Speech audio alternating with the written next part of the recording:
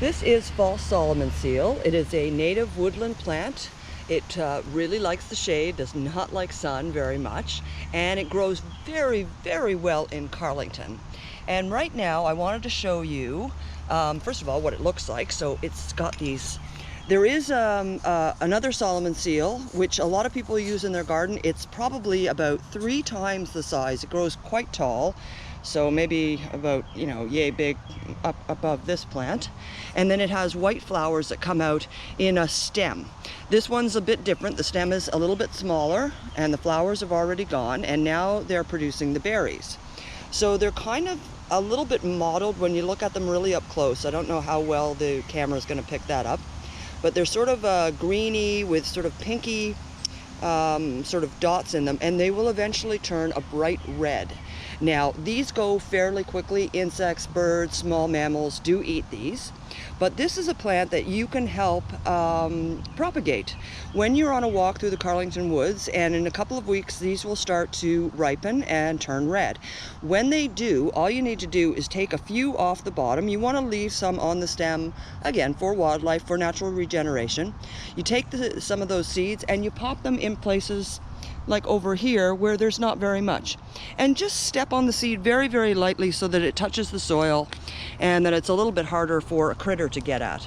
So that is one way that you can help regenerate with native plants just when you're on a walk through the Carlington Woods. And if you're really adventurous, you want to bring some of these home and either propagate them in your own yard where you've got a nice shady spot, or bring them to Hampton Park. Hampton Park also has false Solomon seal, but not in the numbers that it has in Carlington. So I've been trying to, increase those populations by doing exactly that, by taking the ripe berries and popping them into in spots in Hampton Park. And so far, so good. It seems to be working okay. So again, just a nice, easy way for people to help out with the woods. And now we're on to more buckthorn today. It is Sunday, July 18th, I believe. Don't quote me on the date. I will double check it. But we're almost coming to the end of, the removal now. We'll probably take a break over August and get back to it sometime in September. But we are having a bat walk here in August, so look for that. If you're not on our mailing list, get onto it, carlingtonhampton@gmail.com. Then you will get all of the updates and event notices, like the bat walk that's happening here on the 4th of August.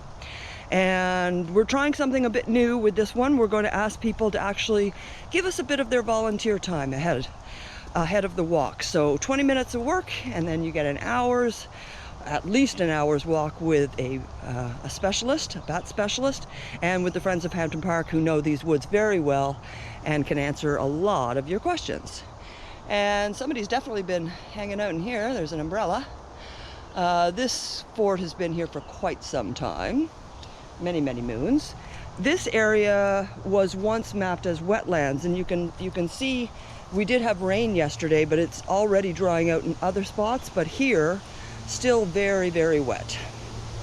And this is a good spot for finding salamanders. We have definitely found salamanders in this particular area of the woods before. Like, look at all these naughty roots. Naughty!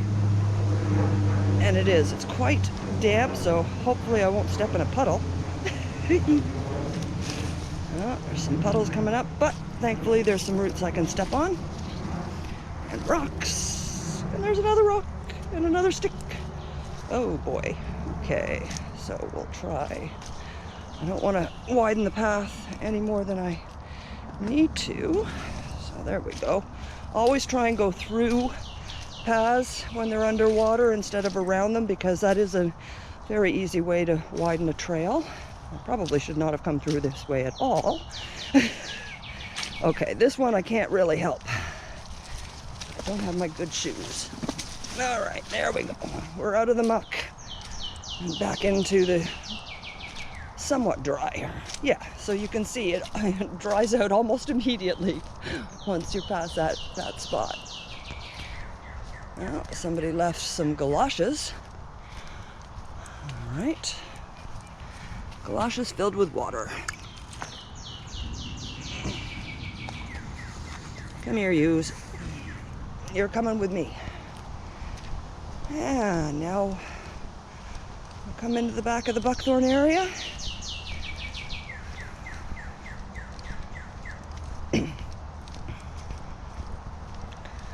Some of our habitat piles here, because it is very difficult to load this stuff out after we've cut it down, and so we can basically have it decompose on site, and while we're doing that, we are also suppressing new growth and providing a bit of shelter, emergency shelter and habitat for the critters around here. All right, and there's Big Red. She's not doing all that great, but we are hopeful. There's some new growth coming up from the bottom, so we think that it can probably survive that. Actually, the leaves are looking less droopy than they have been, so that's kind of good. All right. And here we are, back at our usual spot, getting ready to work. Oh, look at all those black-eyed Susans over there. Woohoo! That is some of our seeding efforts really paid off over there, or rather Nora's seeding efforts really paid off over there. And yeah, take a look at some of these. So this is, I believe that's an elderberry. Where's our northern bush honeysuckle? I think that's one. This is definitely, no, that's not one. Where are you? There you are. There's a northern bush honeysuckle. Ooh, goldenrod, goldenrod, goldenrod.